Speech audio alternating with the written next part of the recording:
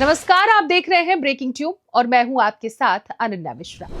नोएडा के सेक्टर 150 में हुई एक दर्दनाक मौत अब सिर्फ एक सड़क हादसा नहीं रह गई। यह मामला धीरे धीरे सिस्टम द्वारा की गई हत्या की तस्वीर पूरे देश में पेश कर रहा है। गुरुग्राम में सॉफ्टवेयर इंजीनियर के रूप में काम करने वाली युवराज मेहता की मौत ने नोएडा अथॉरिटी, बिल्डरों और प्रशासनिक तंत्र की वर्षों पुरानी लापरवाही को बेनकाब कर दिया है। अब सवाल सिर्फ यह नहीं है कि युवराज की मौत कैसे हुई, बल्कि यह है कि क्या इस मौत को रोका जा सकता था, और अगर हाँ तो जिम्मेदार आखिर कौन है। शुक्रवार 16 जनवरी की रात घना कोहरा, सड़कों पर लो विजिबिलिटी और घर लौटने की जल्दी। गुरुग्राम से लौट रहे युवराज मेहता अपनी कार से नोएडा के सेक्टर 150 से गुजर रहे थे। इसी दौरान उनकी कार नॉलेज पार्क थाना क्षेत्र में स्थित एक निर्माणाधीन मॉल के बेसमेंट में जा गिरी। बेसमेंट में पानी भरा हुआ था, ना कोई बैरिकेडिंग, ना कोई चेतावनी भरा बोर्ड और ना ही कोई सुरक्षा के इंतजाम मौजूद थे। अंधेरा और कोहरे में युवराज को अंदाजा तक नहीं हुआ कि सामने मौत खड़ी। पानी से भरे बेसमेंट में डूबकर उनकी दर्दनाक मौत हो गई। यह हादसा नहीं बल्कि एक ऐसी त्रासदी थी जिसकी नींव सालों पहले रख दी गई। युवराज की मौत के बाद सोशल मीडिया पर एक ऐसा पत्र वायरल हुआ जिसने पूरे मामले की दिशा ही बदल दी है। यह पत्र उसी बिल्डर कंपनी अथर्म बिल्डर यानी कि विजटाउन प्लानर प्राइवेट लिमिटेड WWPL का है, जिसके निर्माणाधीन मॉल के बेसमेंट में युवराज की जान। 4 मार्च साल 2022 को लिखे गए इस पत्र में बिल्डर कंपनी ने नोएडा अथॉरिटी को साफ साफ शब्दों में चेतावनी दी थी कि साइट पर हालत बेहद खतरनाक है। यह पत्र नोएडा अथॉरिटी के CEO, प्लानिंग विभाग, GM works department, knowledge park थाना प्रभारी और सेक्टर 108 के सर्किल ऑफिसर को भेजा गया था। पत्र में बताया गया था कि नोएडा अथॉरिटी की मुख्य सीवर और ड्रेन लाइन 2 से 3 जगहों से धंस चुकी है, जिसकी वजह से प्लाट संख्या SC02A3 के बेसमेंट में लगातार नाले और सीवर का पानी भरा रहा है। वहीं पर आपको हम बताते चले कि प्लाट है वहां पर युवराज की जहां पे मौत हुई थी, पत्र में साफ साफ शब्दों में लिखा गया था कि अगर टूटी हुई सीवर और ड्रेन लाइनें की तुरंत मरम्मत नहीं की गई और बेसमेंट में पानी नहीं निकाला गया वहां से, तो किसी भी समय गंभीर हादसा हो सकता है। इतना ही नहीं, भारी मिट्टी और पानी के दबाव से सड़क धंसने की बात भी कही गई थी, जिससे बैरिकेडिंग कई जगह गिर चुकी थी। बिल्डर ने साइट और बेसमेंट की तस्वीर भी अधिकारियों को भेज रखी। 3 साल पहले की गई चेतावनी को अगर गंभीरता से लिया गया होता तो शायद आज युवराज जिंदा होता।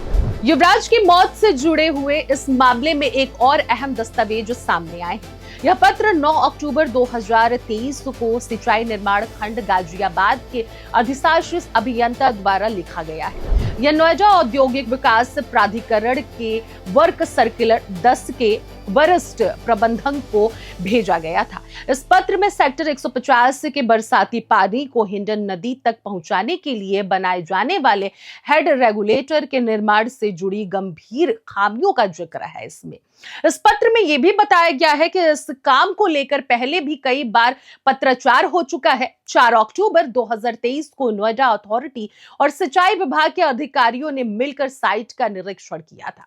निरीक्षण में यह सामने आया है कि सेक्टर 150 से निकलने वाले बरसाती पानी को हिंडन नदी में छोड़ने के लिए जो डिजाइन पहले से तैयार किया गया था वह अब पूरी तरह से गलत साबित हो चुका है।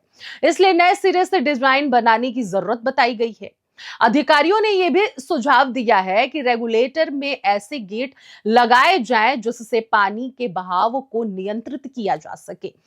चौंकाने वाली बात तो ये रही है कि पहले ही इस प्रोजेक्ट पर करीब 13.50 लाख रुपए खर्च हो चुके हैं, लेकिन अब नए डिजाइन और सर्वे के लिए लगभग 30 लाख रुपए और खर्च करने पड़ सकते हैं। पत्र के अंत में साफ साफ शब्दों में लिखा गया है कि इन सुधारों का मकसद यही है कि सेक्टर 150 में बरसात के समय जलभराव न हो और पानी आसानी से हिंडन नदी तक पहुंच जाए। यानी प्रशासन को यह पूरी जानकारी थी कि सेक्टर 150 जलभराव के लिहाज से एक डेंजर जोन बन गया है।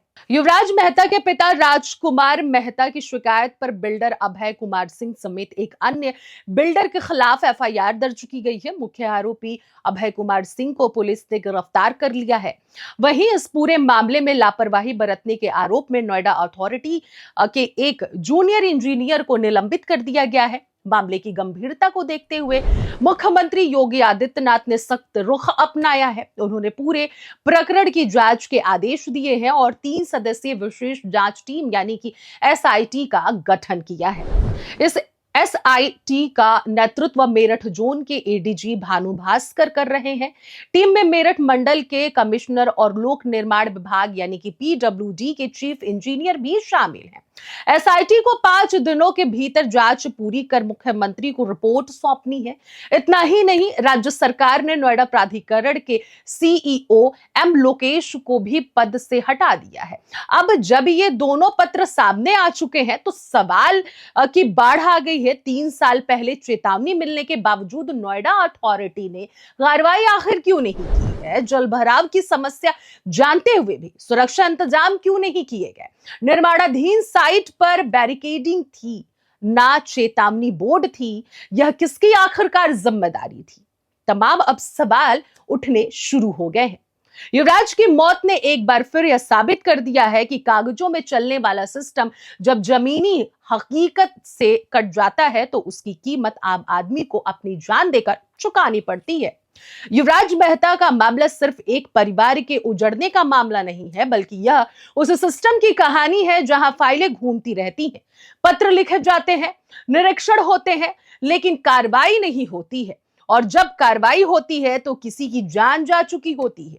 अब देखना यह है कि एसआईटी की रिपोर्ट सिर्फ दोषियों के नाम गिनाएगी या सच में सिस्टम की जवाबदेही तय करेगी। युवराज तो वापस नहीं आ सकते, लेकिन अगर यह मामला बदलाव की शुरुआत बन सके तो शायद उनकी मौत व्यर्थ नहीं जाएगी। फिलहाल हमारे इस खास रिपोर्ट में इतना ही। बाकी खबरों के लिए बने रहिए ब्रेकिंग ट्यूब के साथ।